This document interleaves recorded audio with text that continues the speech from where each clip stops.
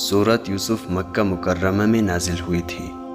بعض روایت میں ہے کہ کچھ یہودیوں نے آپ صلی اللہ علیہ وسلم سے یہ سوال کروایا تھا کہ بنو اسرائیل کے لوگ جو فلسطین کے باشندے تھے مصر میں جا کر کیوں آباد ہوئے؟ ان لوگوں کا خیال تھا کہ آپ کے پاس چونکہ بنو اسرائیل کی تاریخی معلوم کرنے کا کوئی ذریعہ نہیں ہے، اس لیے آپ اس سوال کا جواب نہیں دے پائیں گے، اور اس طرح آپ کے خلاف یہ پروپیگنڈے کرنے کا موقع مل جائے گا کہ آپ معاذ اللہ سچے نبی نہیں ہے۔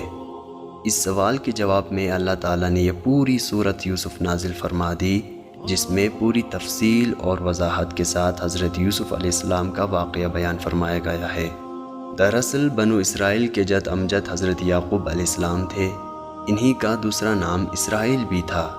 ان کے 12 صاحبزادے تھے۔ انہی کے نسل سے بنو اسرائیل کے 12 قبیلے پیدا ہوئے۔ اس صورت میں بتایا گیا ہے کہ حضرت یعقوب علیہ السلام اپنے صاحبزادوں کے ساتھ فلسطین میں مقیم تھے، جن میں حضرت یوسف علیہ السلام اور ان کے بھائی بنیامین بھی شامل تھے۔ ان دونوں کے سوتیلے بھائیوں نے سازش کر کے حضرت یوسف علیہ السلام کو ایک کنویں میں ڈال دیا، جہاں سے ایک قافلے نے انہیں اٹھا کر مصر کے ایک سردار کے ہاتھ بیچ دیا۔ شروع میں وہ غلامی کی زندگی گزارتے رہے، لیکن اس واقعے کے تحت جس کی تفصیل اس صورت میں آ رہی ہے، اس سرداری کی بیوی زلیخا نے انہیں گرفتار کر کے جیل بھجوا دیا۔ اللہ تعالیٰ کا کرنا ایسا ہوا کہ مصر کے بادشاہ کے ایک خواب کی صحیح تعبیر دینے پر بادشاہ ان پر مہربان ہوا اور انہیں نہ صرف جیل سے نکال کر باعزت بری کر دیا، بلکہ انہیں اپنا وزیر خزانہ مقرر کیا اور بعد میں حکومت کے سارے اختیارات انہی کو سونپ دیے۔ اس کے بعد حضرت یوسف علیہ السلام نے اپنے والدین کو فلسطین سے مصر بلوا لیا۔ اس طرح بنو اسرائیل فلسطین سے مصر منتقل ہو گئے۔ سورۃ یوسف کی ایک خصوصیت یہ ہے کہ اس میں حضرت یوسف علیہ السلام کا پورا واقعہ ایک ہی تسلسل میں تفصیل کے ساتھ ذکر کیا گیا ہے، اور تقریباً پوری سورت اسی کے لیے وقف ہے، اور یہ واقعہ کسی اور سورت میں نہیں آیا۔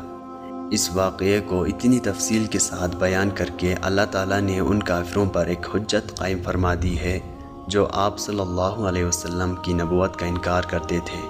یہ بات ان پر بھی واضح تھی کہ اس واقعے کا علم ہونے کا آپ کے پاس کوئی ذریعہ نہیں تھا، لہٰذا یہ تفصیل آپ کو وحی کے علاوہ کسی اور طریقے سے حاصل نہیں ہو سکتی تھی۔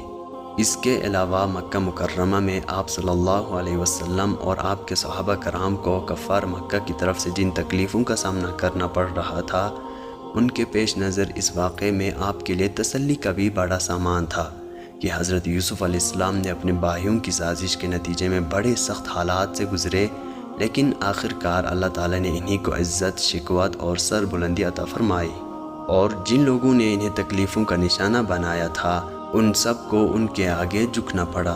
اسی طرح آپ صلی اللہ علیہ وسلم کو اگرچہ مکہ مکرمہ میں تکلیفیں اٹھانی پڑ رہی ہے، لیکن آخرکار یہ سازشی لوگ آپ ہی کے سامنے جھکیں گے اور حق غالب ہو کر رہے گا۔ اس کے علاوہ بھی اس واقعے میں مسلمانوں کے لیے بہت سے سبق ہے، اور شاید اسی لیے اللہ تعالیٰ نے اس کو بہترین قصہ قرار دیا ہے۔